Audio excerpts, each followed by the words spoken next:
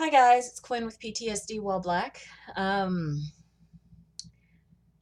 okay, I had another PTSD nightmare this morning.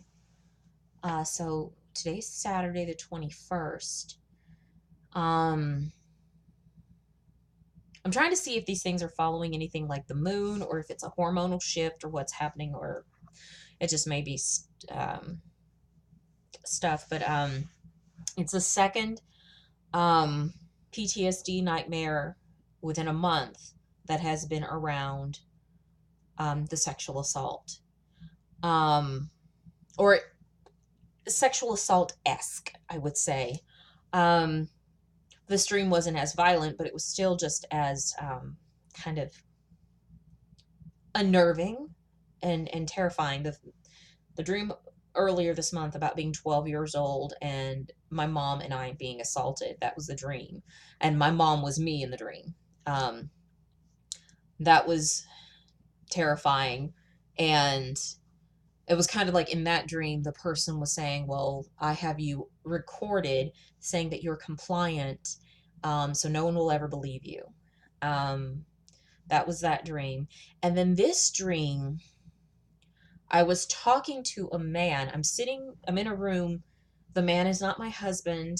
I'm sitting on a bed and I'm talking to this man.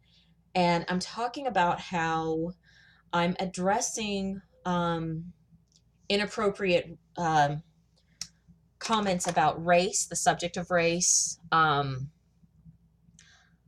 I'm proud of myself for addressing inappropriate comments on the subject of race by saying that I'm not comfortable with someone's approach, and about that I'm able to kind of deflect it more or even acknowledge that this person is it, whomever is speaking to me is exactly who they are.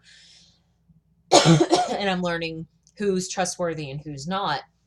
And the entire time I'm talking to him, this man is like pressing himself towards me and I'm like pushing back and I'm just still talking away. And he's like face to face to me and he's like, and he says, "Oh, really?" And I'm like, "Yes, now get off me."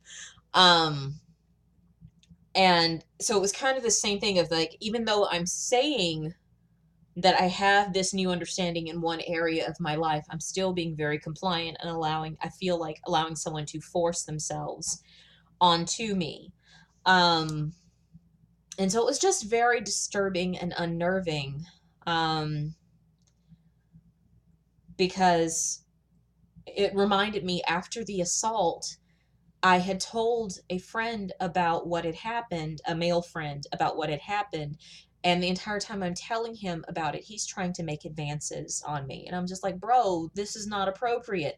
And he was an ex cop on top of it. So it's just like, dude, so fucked up. And so I think that's with surviving the assault for me, has been so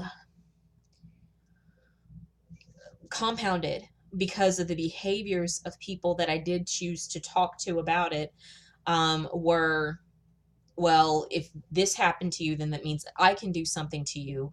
Or from even my own family, well, um, it's your fault. For my own family being told that this is your fault, that someone thought that they could force themselves onto you, get you in a car that the door doesn't open kind of situation, that's my fault.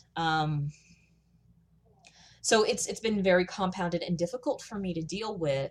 And I guess I see myself making some progress in being able to address some things, um, with people about their behavior when it's inappropriate, but I'm still allowing, I think, especially in intimate relationships, like with my husband or with family, I'm still allowing these people to literally press their opinions or beliefs about me onto me.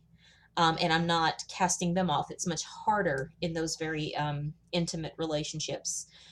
Um, and I'm seeing that more and more this week, and I'm really having to